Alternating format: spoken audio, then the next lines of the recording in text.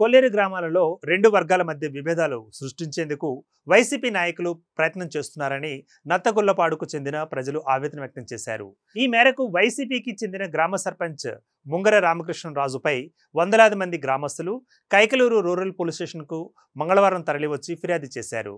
అనంతరం నబీగారి కృష్ణానంద్ ఇతర గ్రామస్తులు విలేకరులతో మాట్లాడుతూ సర్పంచ్గా 2023లో ఇళ్ల స్థలాల నిమిత్తం ఒక్కొక్క లబ్ధిదారు నుంచి 15,000 రూపాయలు వసూలు చేశారని, జల జీవన్ మిషన్ పథకం ద్వారా ఇంటింటికి కుళాయిలు ఉచితంగా ఇవ్వాల్సి ఉండగా ఒక్కొక్క కుళాయికి 2,000 రూపాయలు పైబడి వసూలు చేశారని అన్నారు. గతంలో ఉన్నతాధికారులకు ఫిర్యాదు చేశామని, పంచాయతీ నిధులలో అవకతవకలు జరిగాయని ఆరోపించారు. మాజీ ఎమ్మెల్యే దూలం నాగేశ్వరరావు సర్పంచ్ వెనక ఉండి ఉద్దేశపూర్వకంగా కొల్లేరు గ్రామాలలో విద్వేషాలు రెచ్చగొడుతున్నారని ధ్వజమెత్తారు. కూటమి ప్రభుత్వం అధికారంలోకి వచ్చిన నాటి నుంచి తమ గ్రామాన్ని అభివృద్ధి బాటలో నడిపించుకుంటున్నామని అన్నారు. ఇక ఇటువంటి ప్రయత్నాలు విరమించకుంటే రహదారిపై బైఠాయించి ఆందోళన చేపడతామని హెచ్చరించారు.